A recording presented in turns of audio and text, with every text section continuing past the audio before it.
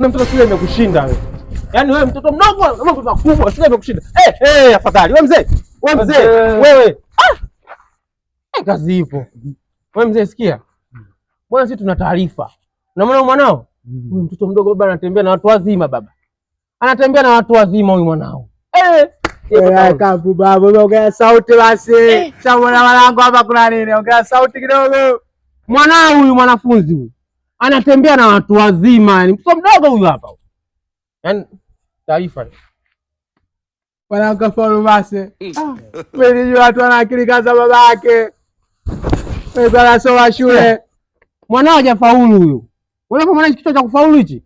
Mwanao anatembea na wababa. Siku hizi hata shule yenyewe afiki huyu. Anatembea na wababa huyu hapa, tumemfuma kwenye kona. Mimi shule siwezi kupeleka kabisa. Siwezi. Hiyo anakilikaza babake. Kama mimi nataka faulu takunulia mwanangu Zadi. Unasikia? Takunulia Zadi. Jomba, mwanao tumemkuta guest huyu. Yaani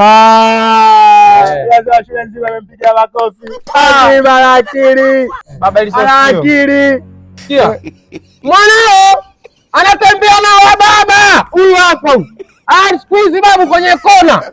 Kila siku namkuta leo nimemkamata nimekuletea. Ndio. Ninunulia Zawadi. Tanulia chai. Usikia nani? Tanulia Zawadi. Tanulia Zawadi. Baba. Ili sikia tobo. Bila nilio nifanye nini? Mimi natajua ni mwanangu huyu kafaule.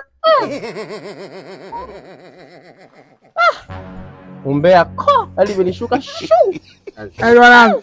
Sio na ufaulu. Alafu nimekumbuka. Kuna utelezi wako chini pale kuulizia pale. Mwajuma shule. Itakuwa shule.